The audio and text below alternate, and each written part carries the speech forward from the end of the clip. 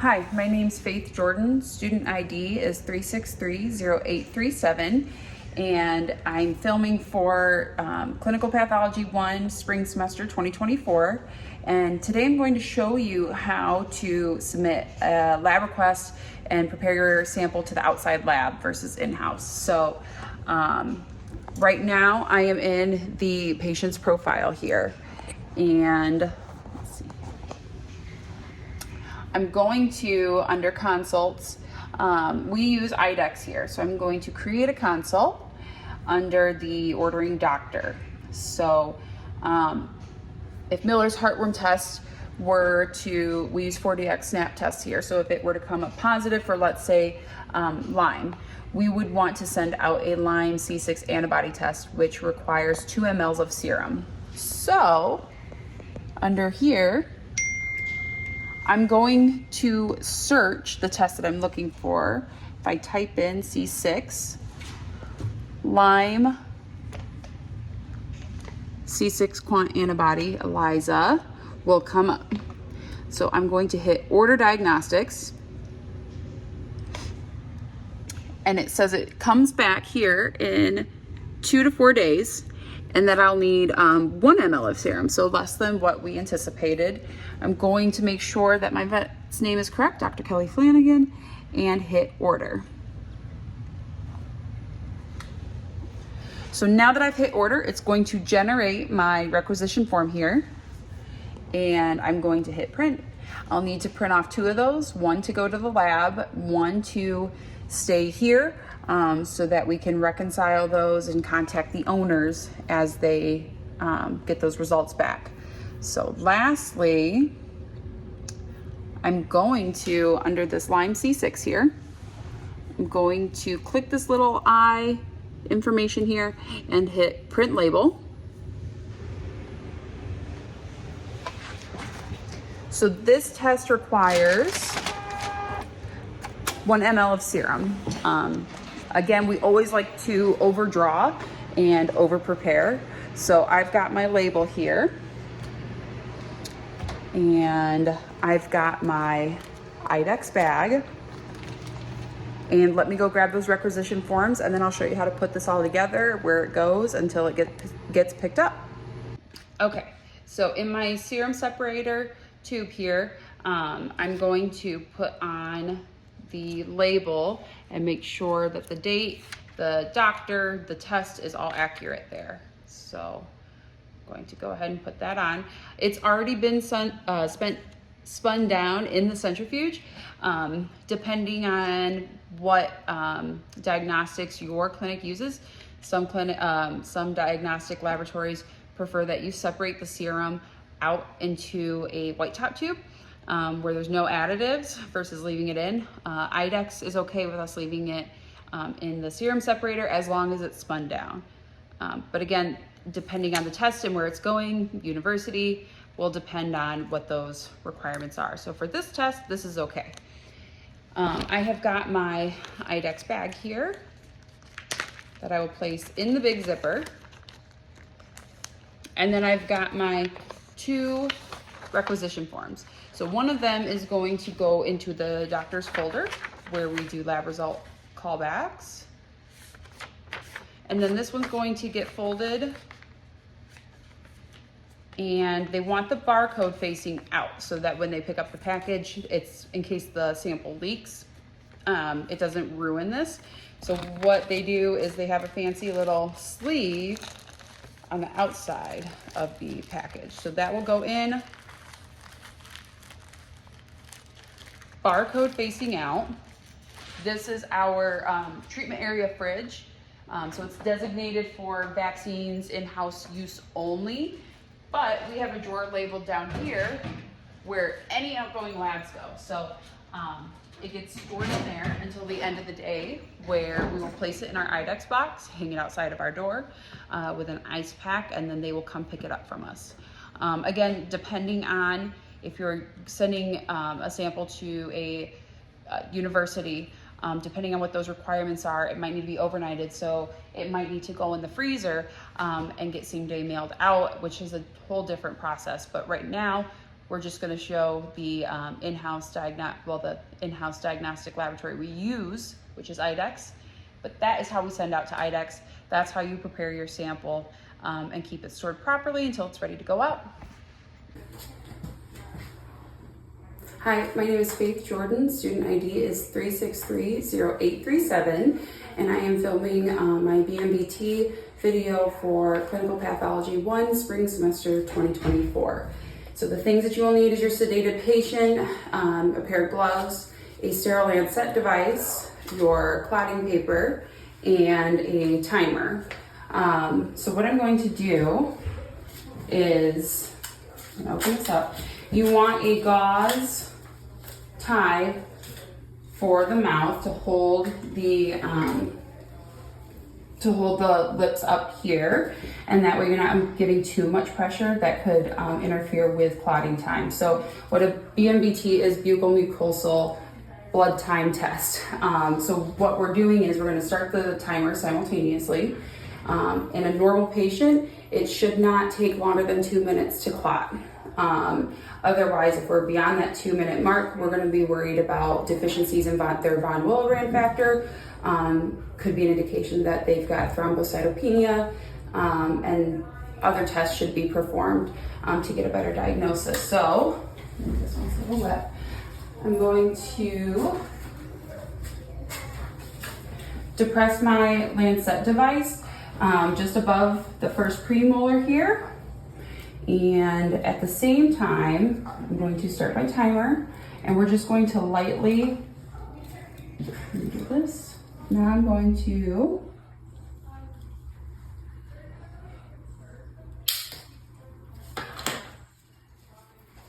and it should be whisked away about every 5 seconds without touching it or touching the incision itself.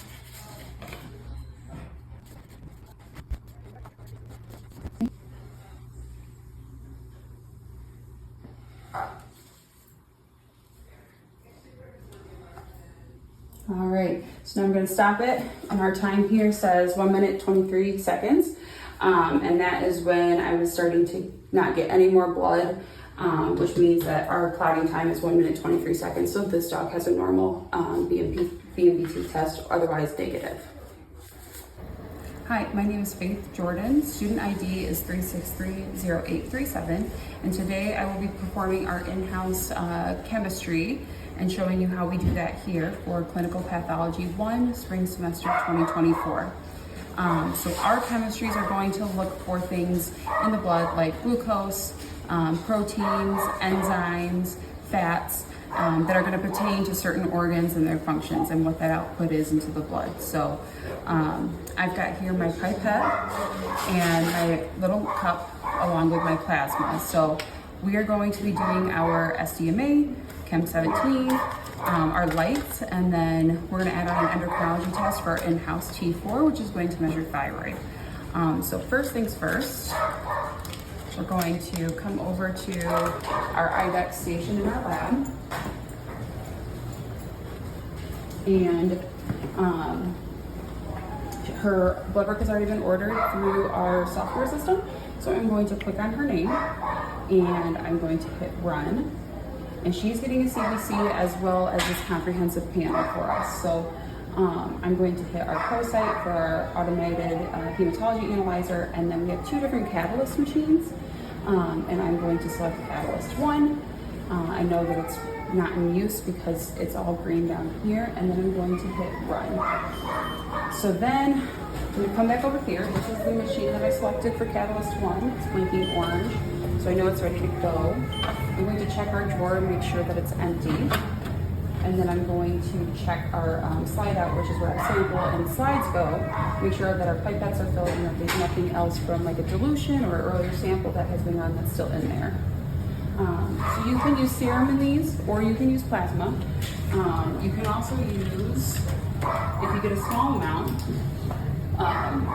a lithium, circle top lithium separator. So this can just go straight in there. Luckily, our machine here tells us in which order they go in. So I'm going to put my lights in first. going to line up my cartridge, pull that out.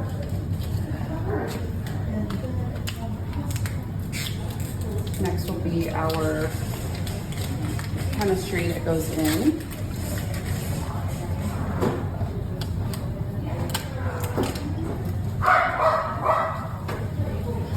And then I can put either the SDMA or any other order on top. When I open these up though, I'm careful not to touch the center or the barcode that's in here because I don't want to disrupt that. And then our T4 goes on top. Okay, because I dropped it, I had to recentrifuge it again to get my plasma to separate. So I'm gonna use the pipette that's provided and fill up this cup. So it's got 2 lines in there, and you want your sample to be in between those 2 lines. And that is about 0.3 mLs that you put into the sample cup.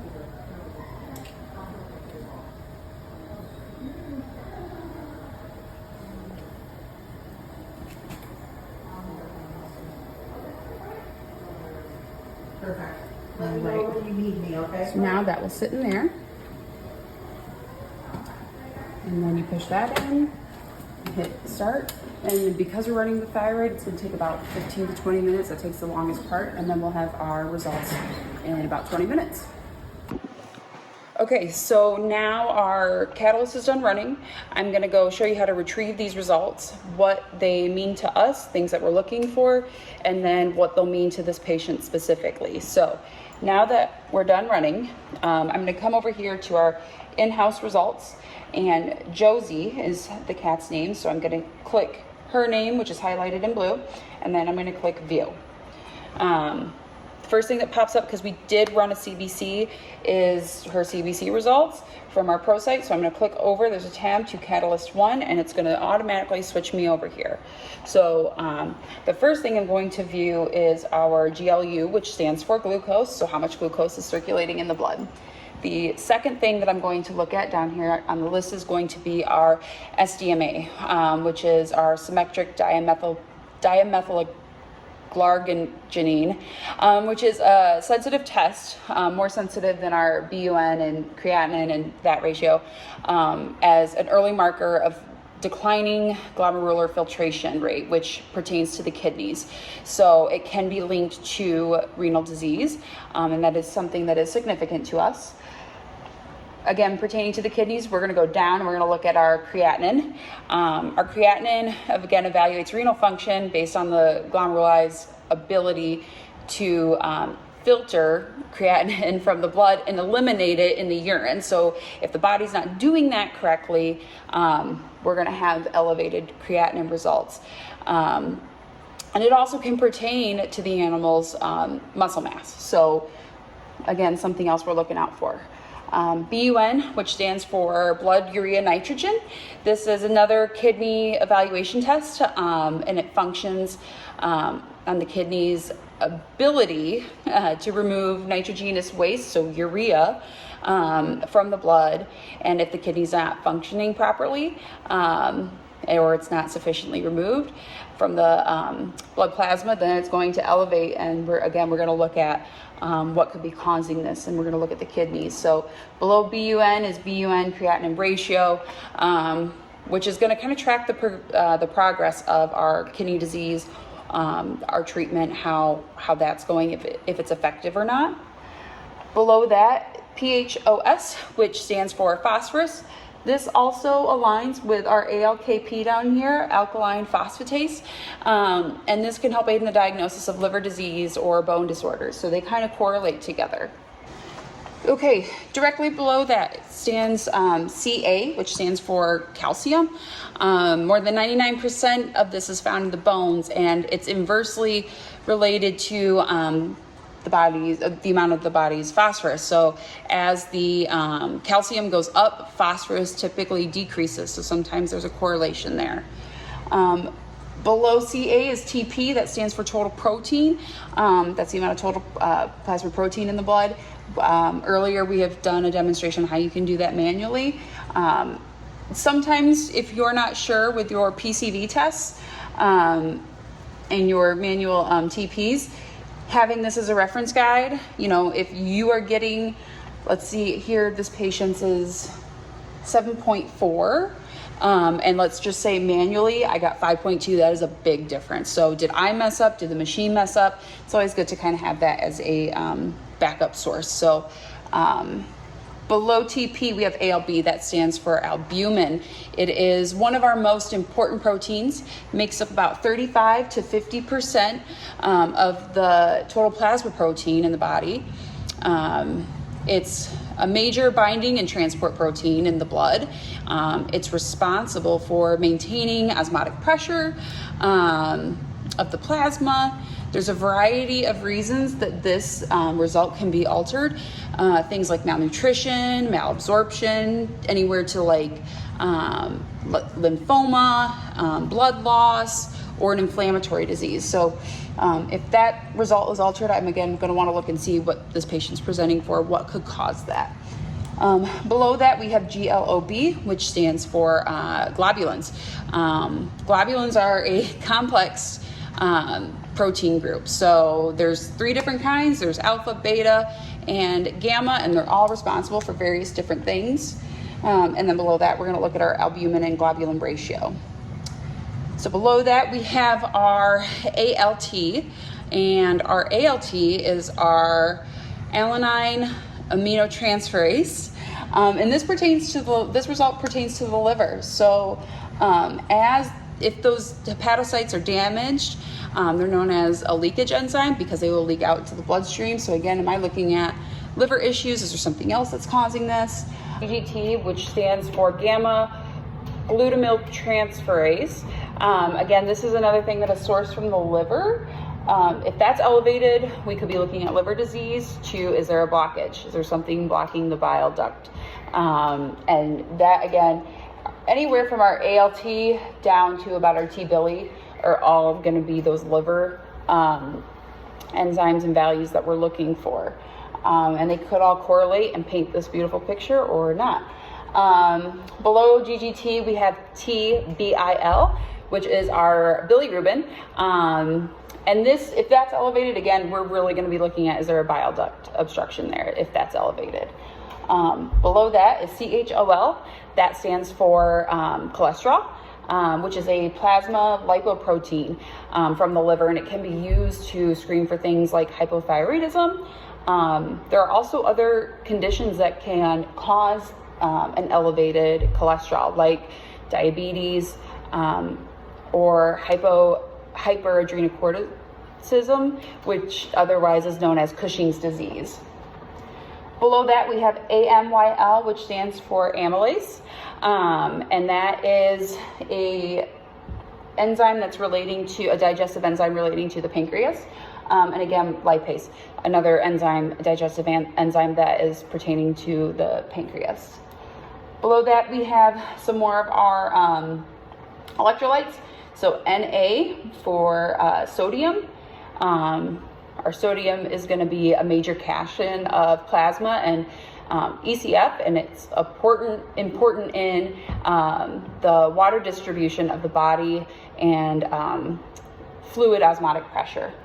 Below that, we have K for potassium. Again, major intracellular cation. And then we have our potassium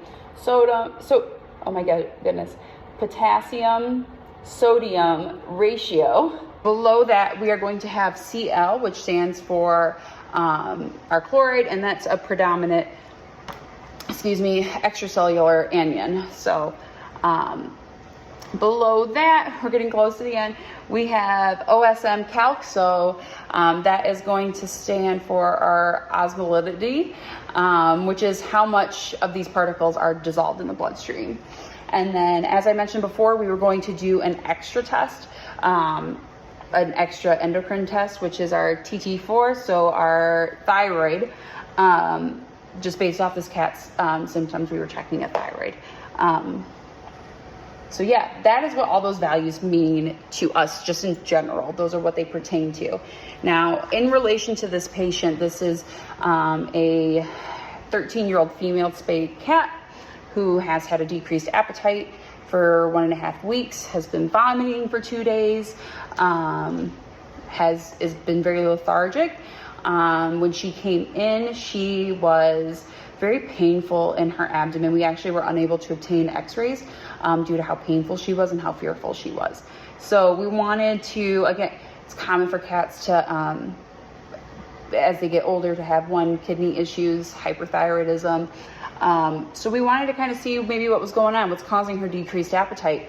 And ultimately, her blood work didn't reveal a whole lot. So we had to treat her symptoms and send her home. All of these are within normal values, except her amylase is slightly elevated here. It's in red. So maybe, does this cat have pancreatitis?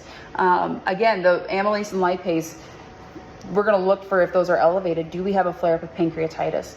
Unfortunately, we don't carry any FPLs, which would be our SNAP tests for feline pancreatitis. We don't carry those here. So based off of her symptoms, is it a foreign body? Is it pancreatitis? We don't really know. We don't have a whole lot to go on. So we're going to treat her symptoms, send her home with some chill protocol, have her come back on some gabapentin, and hopefully take an x-ray that will reveal more for us, an abdominal radiograph, to see what that causes.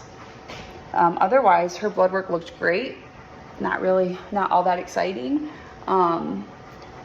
Based off of her red blood cells, her platelets were low. That was actually due to the draw. I had to do a manual differential, and there was platelet clumping. So again, not real exciting for this cat's blood work, but hopefully she does feel better soon. Hi, my name is Faith Jordan. Student ID is 3630837, and this is for Clinical Pathology 1, Spring Semester 2024. Tonight, I will be showing you how to do a in-house 4DX snap test. The things that you will need are a timer or a watch that keeps track of time, Sharpie, your 4DX test, matching conjugate, either your purple top, so EDTA blood or serum, your collection tube to mix, a pipette, and then your reference guide for that 4DX. And what the 4DX SNAP test is it's a serologic test that tests for heartworm antigen, Ehrlichia canis, Anaplasma phagocytophilum, and Borrelia burgdorferi antibodies. So again, this test takes about 8 minutes to run in-house. A couple things that I like to start out beforehand and just double check is that when you pull your test, you want to make sure that there is a lot number here on the front of your test, and that the your conjugate matches that lot number. So my lot number here says KW334, and this says KW334. The expiration dates are the same, so I know that this is okay to use. If they didn't match, you could end up with false results, whether that's positive or negative. The other thing is you want to keep your tests stored in the fridge until you're ready to use them, and they need to be out of the fridge, though, 30 minutes prior to running the test. So that's those things you need to kind of look out for in order to prepare for the test. While I've got my reference guide here, for once that 8 minutes is up, you'll also take note that all of these dots are blue right now.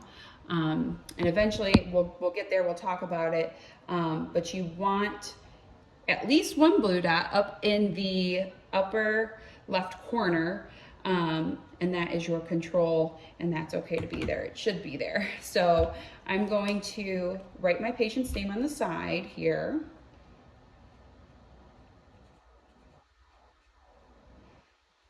His name's Teddy, and I've already retrieved my blood sample. So what I like to do, so you'll use 4 drops of this conjugate, and I'll put it in here first. So 1, 2, 3, 4. Put it back on. And then my purple top blood that I've already retrieved. And 3 drops of this will get mixed in with the conjugate.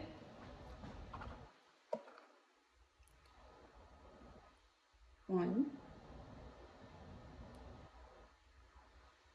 2, 3. Okay. So the way I like to remember that is that the conjugate will always be 4 drops for the heartworm test here with the 4DX. And the blood will always be 3 drops for the 4DX test. And I remember that by red has 3 letters and blue has 4. And the conjugate is blue, so 4 drops of blue, 3 drops of red. I'll want to invert this several times.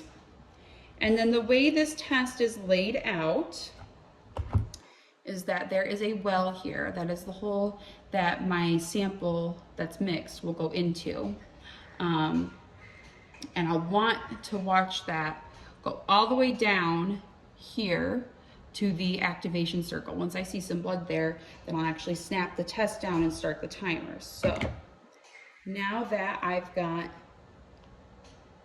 this all mixed up, I'm going to put it in. Got a bit of an air bubble. There we go. And I'm going to wait for that to come down here.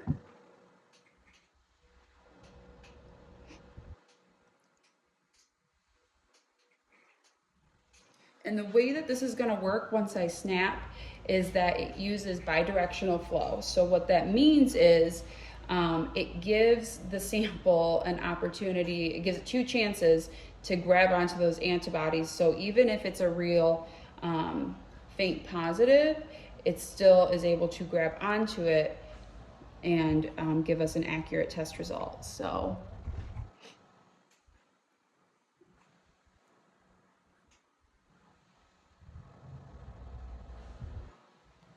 all right, and then now that I see some sample in our activation circle, I am going to snap it down and hit start. And now we will wait for 8 minutes in order to get those results. Okay, so now that we've snapped it down and we physically watched our test kind of wash out, I want to go over what that is about and what happens. So it's what's called an integrated wash, and literally washes away debris that's not needed. And the last step into getting your test results is called amplification. And so what that does is, once that integrated wash washes out debris, it helps amplify your test results, including even the faintest or most small positives.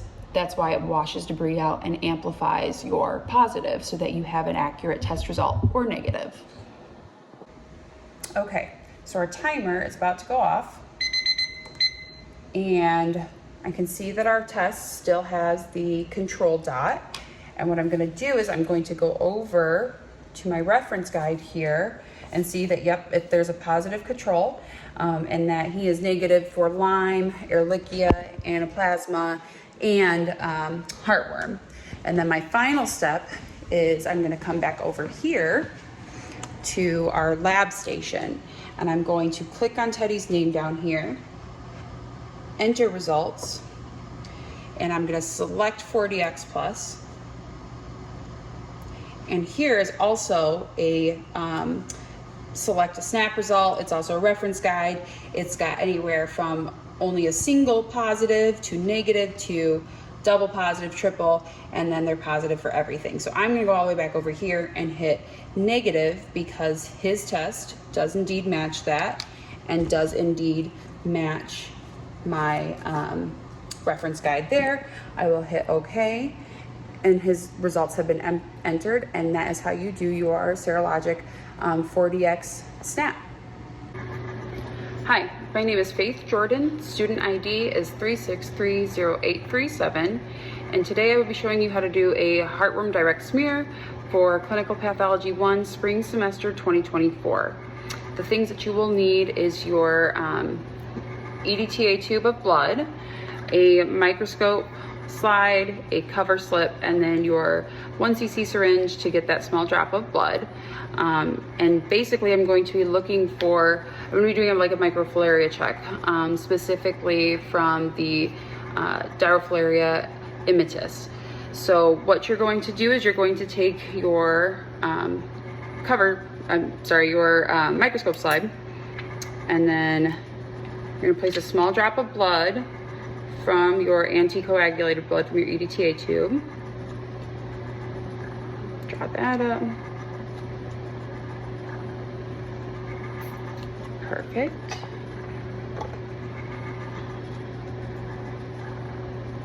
And just place a small drop here.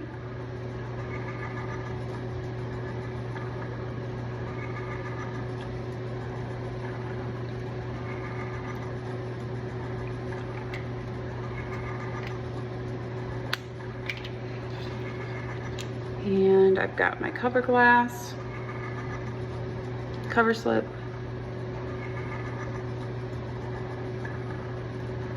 And now that I set that on there, it's gonna fan it out. So now I'm able to observe under the microscope at 10 times, looking for the microflaria. It's also important to add that when you're looking under the microscope for your Dioflaria immitis, they're going to look stationary in your field of view.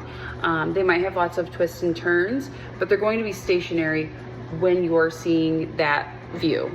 I also want to add that it's important to not confuse your Dioflaria immitis microflaria with the non-pathogenic microflaria Dipetylenoma reconditum. And again, they're gonna look different. So in my field of view, the Dipetylenoma reconditum microflaria is going to be very fast moving, and about the time that I see it in my field of view, it's already going to be gone, whereas the Dioflaria immitis is pretty stationary in that field of view with lots of twists and turns. So let's go ahead and take a look here.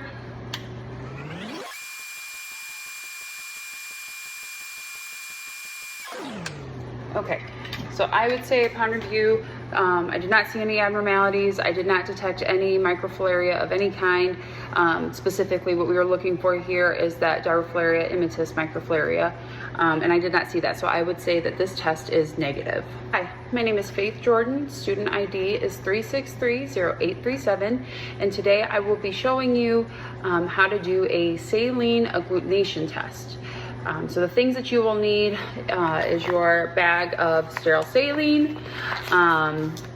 You will need a microscope slide, your cover slips, anticoagulated blood, and my anticoagulated blood is EDTA, and then your 1 cc syringe. And this test is done to help aid in the diagnostics of IMHA, or immune-mediated hemolytic anemia. So the next steps I will show you in just a sec. Okay, first things first, I'm going to take my EDTA tube, sample of blood, and I'm going to get blood from there.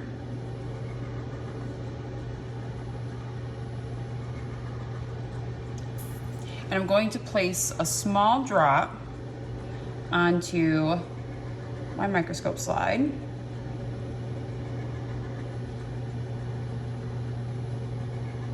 Okay.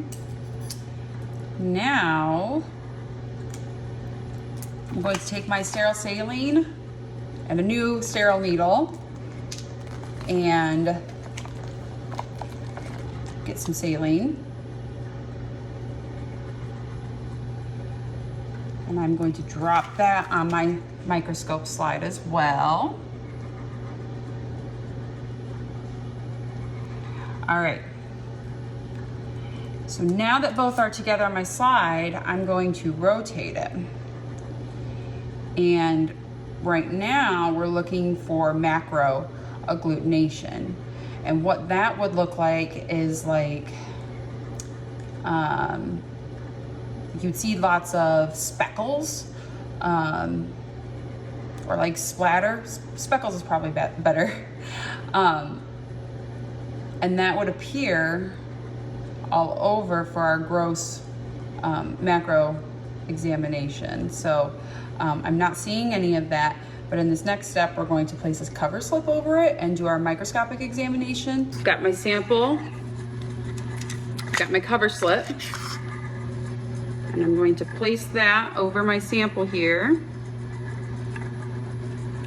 Okay. So starting on the lowest power and working my way up to 10 power, I'm going to be looking for if any of those red blood cells are agglutinated. So if they are packed together tightly, strongly adhered, that is what agglutination would look like among the red blood cells. So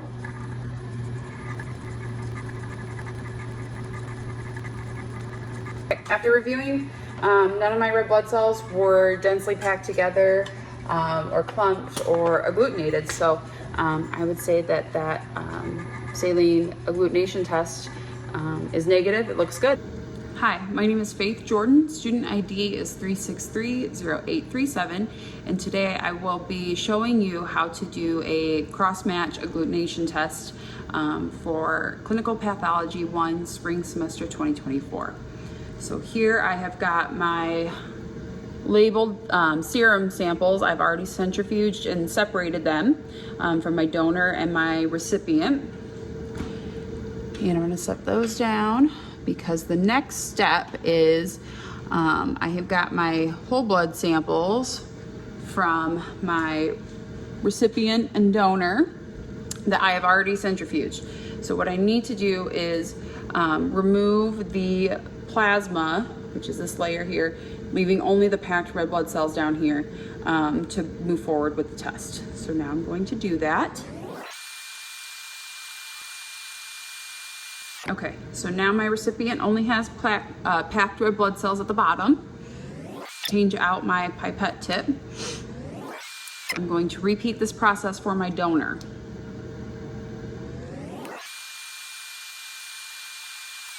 Okay, so now I'm left only with packed red blood cells in my donor's EDTA tube. Okay, so now I'm gonna take 2 drops with my pipette of the packed red blood cells from my recipient and place it into a clean test tube that is labeled recipient.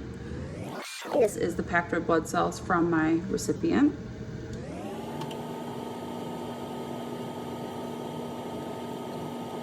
One, two.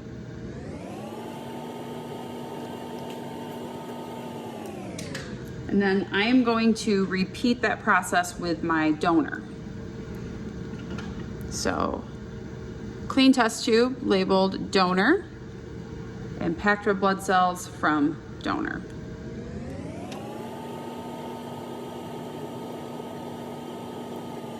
One, two. Okay, so now I'm gonna take 3 cc's of sterile saline and add this to each sample. So we'll start with the donor first. And 3 cc's of saline.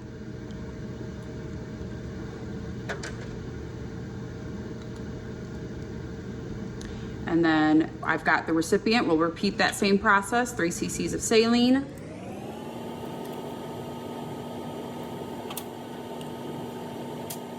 Here's what they should look like.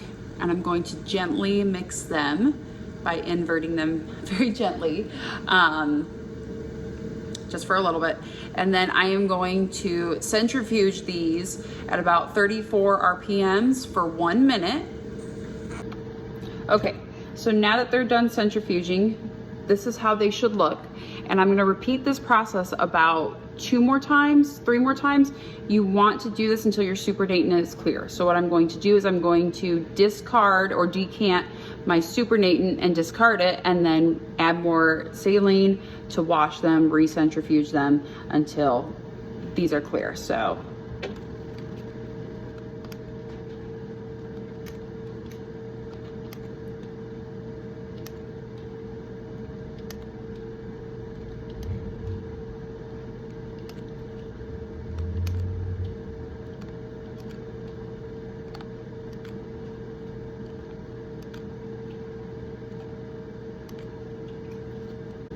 Okay, so now I'm resuspending my packed red blood cells.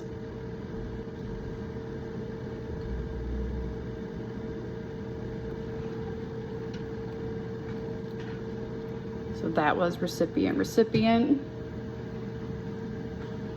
Got my saline.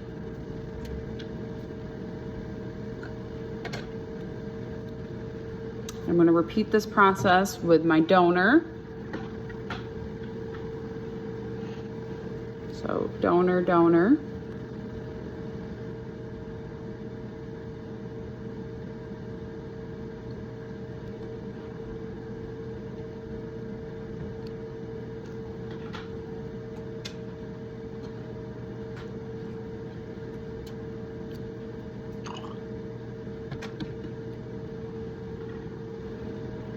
And now I'm going to recentrifuge them and do this one more time after that. Okay, this is my second wash. So I'm going to repeat this process one more time and do decant and discard my supernatant.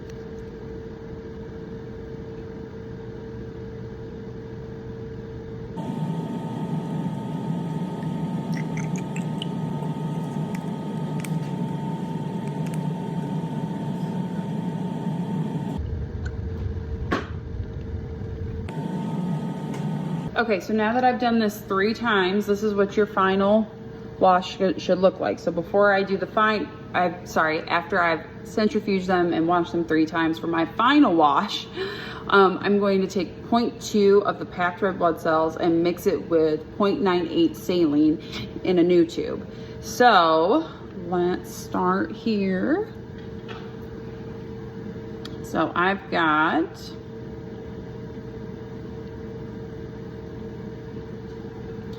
0.98 of my saline times 2. Oh. Let's get that bubble out of there. 0.98 times 2. And then I've got my donor, since that's what I'm doing first. First I'm gonna decant, discard the supernate so that I can get the packed red blood cells. But for donor control, let's add in our saline.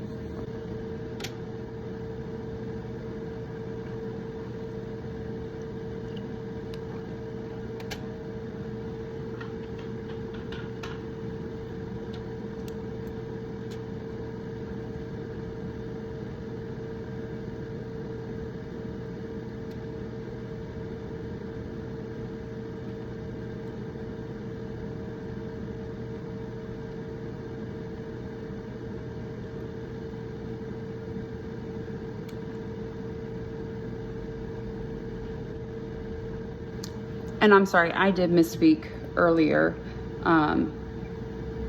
Because we're adding 0.98 saline, we're adding 0.02 of the packed red blood cells.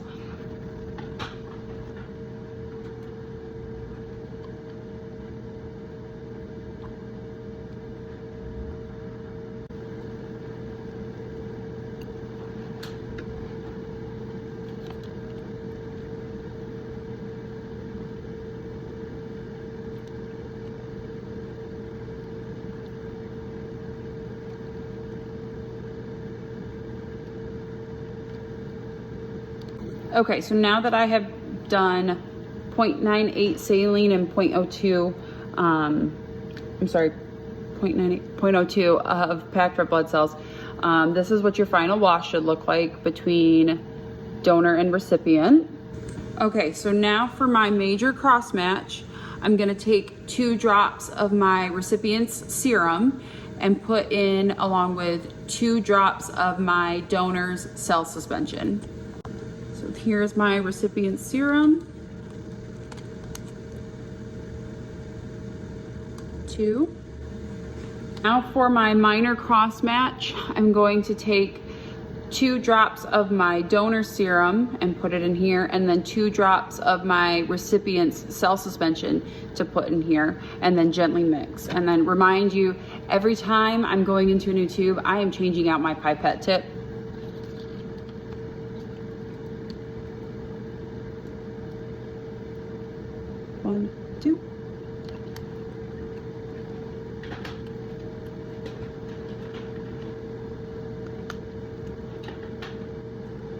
Here is my recipient cell suspension.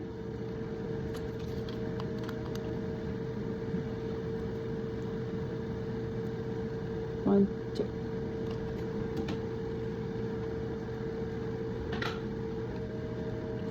Okay, and I'm just gonna gently mix it.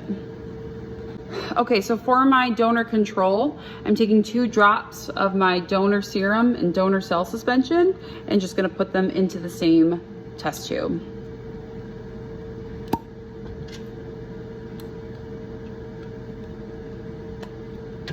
So first I'm going to do serum. 1, 2.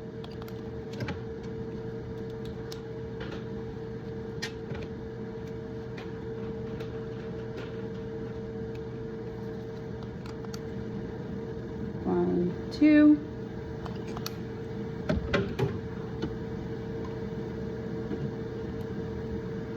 And it should look like that. Okay, so I'm gonna repeat that process for my recipient control. Clean tube, 2 drops of serum.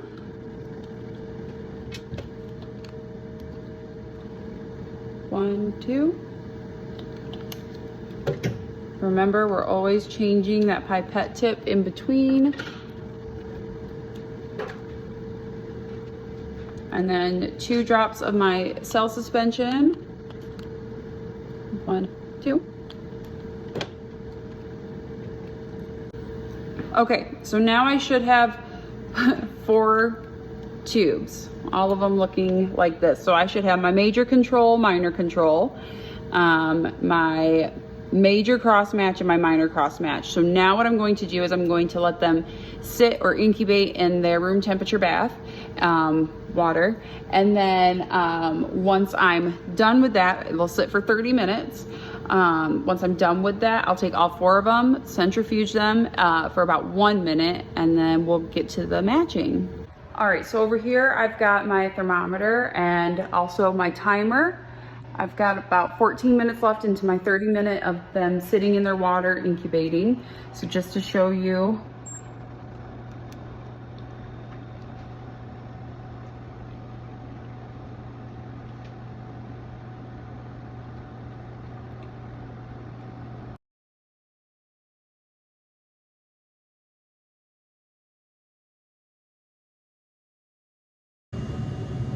Okay, so now they're done centrifuging. All right, so I've got my major cross match, I've got my control, I've got my minor cross match, and I've got my donor control. Okay, donor control, recipient control. So right off the bat, I'm not seeing much hemolysis, if any, just by gross examination. I do know that my recipient had already had very lipemic plasma and serum. So, but other than that, I'm not seeing any hemolysis. So what I'm going to do, I'm going to set my controls off to the side. And I'm going to start with looking at my major cross match. And I'm going to take 1 drop onto a microscope slide and look for any agglutination. So let's do this.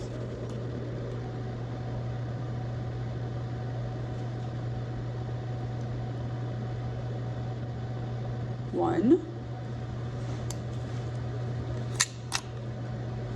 Let's set this back off to the side. And then I'm going to take a cover slip, placing that onto my slide. All right.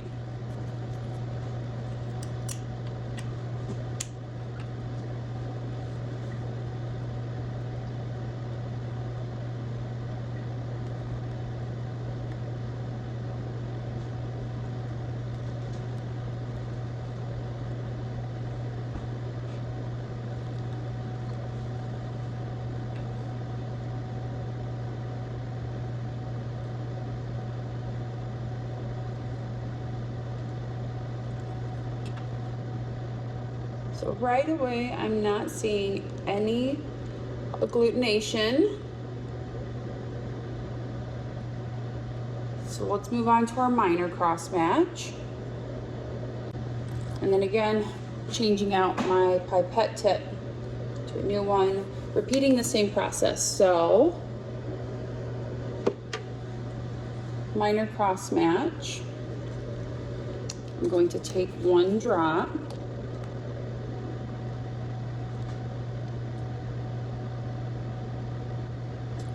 So if I did have any doubts about whether or not these were a match, if I thought I saw agglutination, I would look at my controls, okay? Because they should not agglutinate to themselves because it's a control.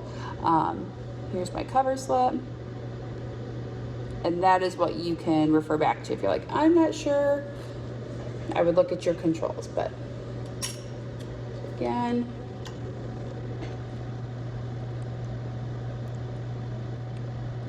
I am not seeing any agglutination on this slide. So I would say that these two are a match. So the donor is a good donor, the recipient's a good recipient for one another. But again, if I had questions, I would always refer back to my control to make sure that it's not agglutinated, because if it was, or if I had questions or doubts, I would look at that because they shouldn't be.